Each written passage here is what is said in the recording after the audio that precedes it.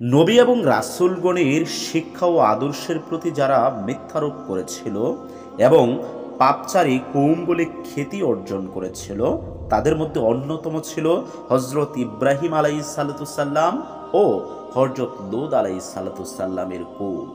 বিশেষ করে হজরত লূত আলাইহিসসালামের কৌমের লোকেরা ছিল যৌনচারী। তারা অবাধে শুধু নারী পুরুষ নয়, বরং পুরুষে পুরুষেও যৌন কর্ম সম্পাদন করত। ঢালাওভাবে যৌনচারের প্রবল স্রোতে তারা ছোট বড় নির্বিশেষে গা ভাসিয়ে দিয়েছিল। তারা হজরত ইব্রাহিম আলাইহিসসালাম ও হজরত লূত আলাইহিসসালামকে মিথ্যাবাদী বলে প্রচার প্রপাগান্ডা চালিয়েছিল। এ প্রসঙ্গে আল কোরআনে ঘোষণা করা হয়েছে, আর ইব্রাহিমের কৌম ও লূতের কৌম পাপচারী ও যৌনচারীতে নিমগ্ন ছিল। হজরত লূত আলাইহিসসালাম তার কৌমকে যে সুপদেশ দিয়েছিল এবং তার কৌমের লোকেরা যে প্রতিউত্তর দিয়েছিল এবং তাদের উপর যে আযাব নাজিল হয়েছিল, তা সবিস্তারে পবিত্র আল কোরআনে বিবৃত হয়েছে। ইরশাদ হয়েছে, লূতকেও আমি নবী রূপে প্রেরণ করেছিলাম। সে তার কৌমকে বলল, তোমরা এমন নিকৃষ্ট কর্ম করে চলছ যা তোমাদের আগে পৃথিবীতে কেউ কোনোদিন করেনি। তোমরা যৌন তৃপ্তি পূরণের জন্য নারীদের ছেড়ে পুরুষদের কাছে গমন করছো। আসলে তোমরা সীমা লঙ্ঘনকারী কৌমে পরিণত হয়েছ। লূতের কৌমের লোকদের একথা ছাড়া কোনো উত্তর ছিল না যে তারা বলল, তাকে তোমাদের আবাসভূমি হতে বের করে দাও। তারা পবিত্রতা পছন্দকারী শ্রেণীর মানুষ। সুতরাং আমি লূত ও তার পরিবার পরিজনকে মুক্তি দিলাম তার স্ত্রীকে ছাড়া, কেননা সে ছিল পশ্চাৎবর্তী দলের অন্তর্ভুক্ত। আমি তাদের প্রতি পাথর বৃষ্টি বর্ষণ করেছিলাম। তাই লক্ষ্য করো যে পাপীদের পরিণাম কি দাঁড়িয়েছিল।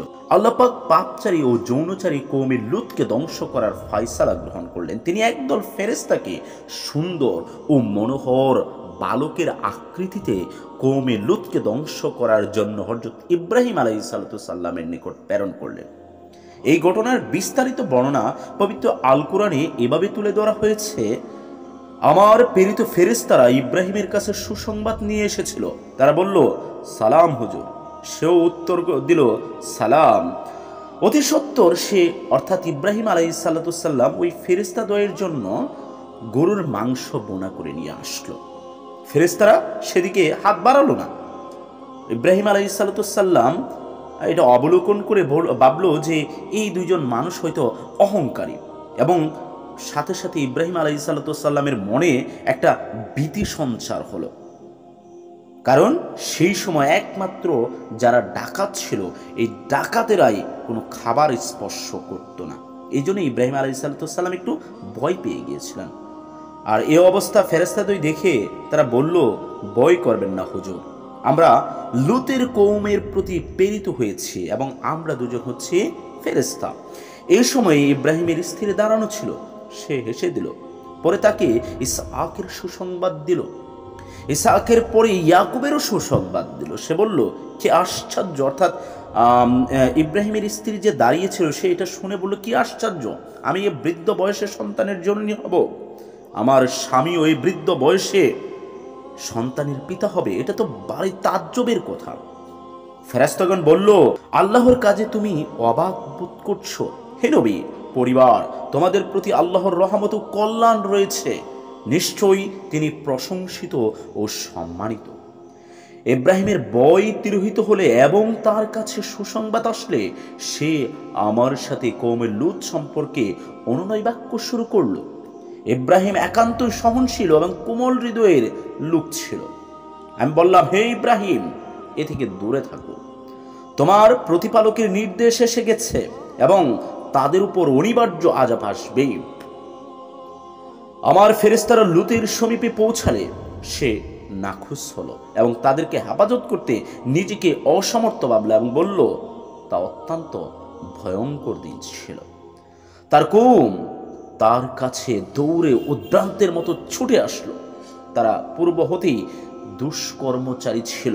লূত বলল, হে কওম, এরা আমার কন্যা, এরা তোমাদের জন্য পরম পবিত্র। আল্লাহকে ভয় করো এবং আমার মেহমানদের সম্পর্কে আমাকে লজ্জিত করো না। তোমাদের মধ্যে কি সৎ লোক নেই? তারা বলল, তুমি জানো তোমার কন্যাগণ আমাদের কোনো দরকার নেই এবং তোমাদের ইচ্ছা সম্বন্ধে তুমি পরিগ্রত।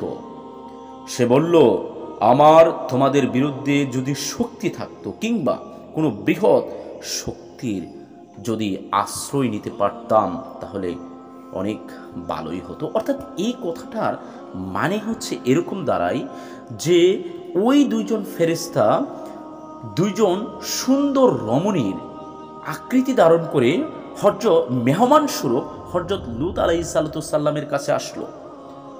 আসার পর এই খবর পৌঁছে গেল কওমে লূতের কাছে, অর্থাৎ যারা দুষ্কৃতিকারী ছিল, যারা সমকামিতায় লিপ্ত ছিল, যারা সীমা লঙ্ঘনকারী ছিল তাদের কাছে।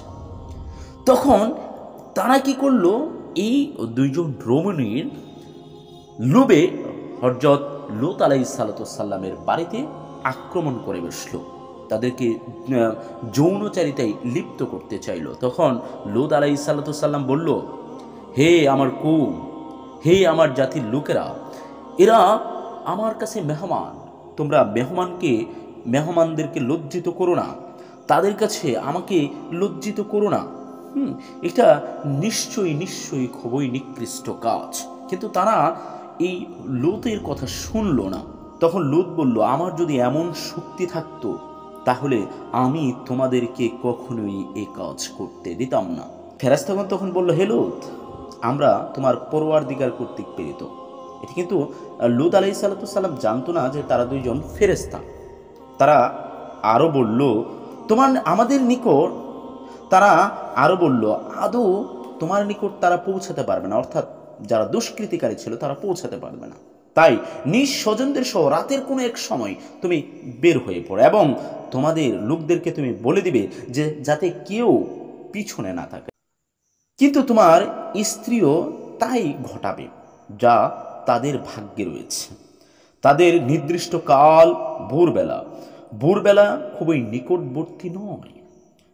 তারপর যখন আযাবের নির্দেশ এসে পৌঁছালো তখন আমি নগরগুলো উল্টে দিলাম, অর্থাৎ ফেরেশতা নগরগুলোকে উল্টে পাল্টে দিল, উপরে নিচে করে দিল এবং বর্ষণ শুরু করালাম জমাট বাঁধা পাথর প্রস্তর দিয়ে, যা তোমাদের প্রতিপালকের নিকট হতে নির্দিষ্ট ছিল এবং তা জালিমদের থেকে দূরে নয়।